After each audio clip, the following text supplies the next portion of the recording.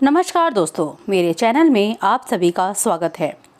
जैसा कि आप सभी जानते हैं, कक्षा 9 में सत्र 2020-21 में कई बदलाव आए हैं। नवीन पाठ्यक्रम के अंतर्गत शब्द और पद को शामिल किया गया है।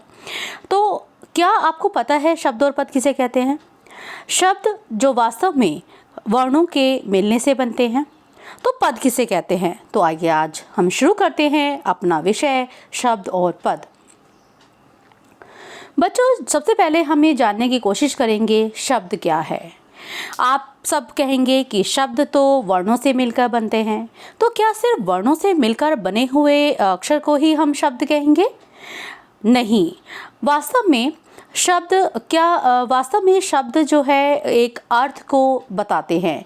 जब हम किसी शब्द का उच्चारण करते हैं तो हम उस वस्तु की जो छवि है वो हमारे मस्तिष्क में अंकित हो जाती है। अगर मैं कहूँ पुस्तक, तो पुस्तक की जो छवि है वो हमारी आंखों के सामने जो है घूमने लगती है। यदि मैंने कहा कुर्सी, तो कुर्सी की छवि मेरी आंखों के सामने घूमने लगती है। ऐसे ही हिमालय, ऐसे ना जाने कितने ही शब्द हैं जो वास्तव में एक अर्थ लेके रखते हैं। लेकिन अगर मैं जो है वर्णों में म, क, ल ऐसे कुछ जोड़ देती हूँ तो क्या उससे शब्द बनता है? नहीं, उससे एक सार्थक शब्द नहीं बनता। तो शब्द वास्तव में सार्थक ध्वनियों के मिलने से बने हुआ योग है। तो आइए देखते हैं हमारा शब्द क्या है। एक या अधिक वर्णों के से बनी हुई स्वतंत्र सार्थक ध्वनि शब्द कही जाती है, जैसे कि आम, हिमालय, पुस्तक आदि। यानी कि जब हम इन वस्तुओं को, इन शब्दों को जो है उच्चारण करते हैं तो हमारे सामने इनकी जो छवि है, इनका जो चित्र है वो आंखों के सामने आ जाता है बच्चों। तो ये शब्द हैं। अगर ये शब्द हैं तो हम पद किसे कहते हैं? बच्चों, जैसे कि आपको पता है कि शब्द जो है वो पूर्ण अर्थ प्रदान नहीं करते जब तक कि उनका वाक्य में प्रयोग ना हो।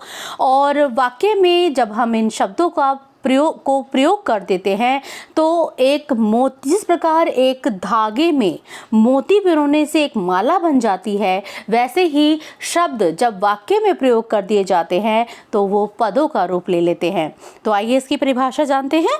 सार्थक वर्ण समूह शब्द कहलाता है, परंतु जब इसका प्रयोग वाक्य में होता है तो वह स्वतंत्र नहीं रहता, अपितु व्याकरण के नियमों में बंध जाता है और प्रायः इसका जो रूप है वो भी बदल जाता है। इसलिए वाक्य में प्रयुक्त होने पर शब्द पद कहलाता है। मुझे लगता है ये आपको समझ में आ गया होगा।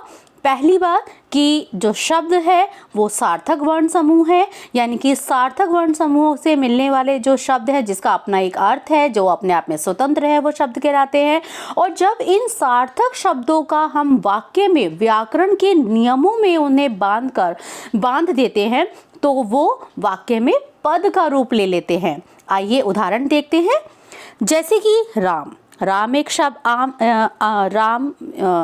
शब्द है और आम भी एक शब्द है, परंतु वाक्य में अगर मैं बोलूं गौरव आम खाता है, तो इस प्रकार प्रयुक्त होने पर यह आम जो शब्द है ये पद कहलाएगा, क्योंकि यहाँ यह व्याकरण के नियमों में बंधा है और यह अपने आप में स्वतंत्र नहीं है और यह आम ऑब्जेक्ट यानी कि कर्म बन जाता है।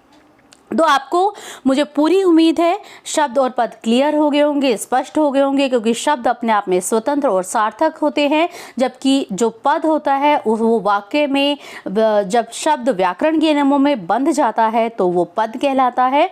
अब आपसे ये भी जानना बहुत ज़रूरी है कि परीक्षा में किस तरह के प्रश्न आ सकते हैं। तो परीक्षा में बच्चों आपसे शब्द की परिभाषा पूछी जा सकती है, आपसे पद की परिभाषा पूछी जा सकती है, लेकिन जब आप इनकी परिभाषा दें, हमेशा एक बात हमेशा ध्यान रखें कि आप उदाहरण जरूर दें, क्योंकि परिभाषा अपने आप में जो है पूर्ण तो होती है, लेकिन जब आप उदाहरण देते हैं तो और अधिक स्पष्ट हो जाती है और एग्जामिनर आपके अंक नहीं काटता। तीसरा कि इसमें शब्द और पद में अंतर उदाहरण सहित पूछा जा सकता है। शब्द का कब पद बन जाता है, उदाहरण सहित लिखिए, इस तरह के प्रश्न आ सकते हैं। राम खाना खाता है, शब्द है या पद, उदाहरण से समझाओ। इस तरह के प्रश्न आपसे पूछा जा सकता है। राम, सीता और मोहन शब्द है या पद, उदाहरण से समझाओ। तो इस तरह के अगर प्रश्नों का अभ्यास आप करेंगे तो आपके परीक्षा में जो है अधिक अंक भी आएंगे और बिना अंक कटे आपको जो है ज़रूर ही सफलता मिलेगी। तो अगर आप छोटी छोटी बातों का ध्यान रखेंगे, आपके अंक जो हैं वो बहुत अच्छे आएंगे बच्चों। और इस तरह मैं आज आपसे विदा लेती हूँ। अगली कुछ नए वीडियो के साथ में, कुछ नए जो पाठों के साथ मैं फिर से हाजिर होंगी। तब तक के लिए धन्यवाद।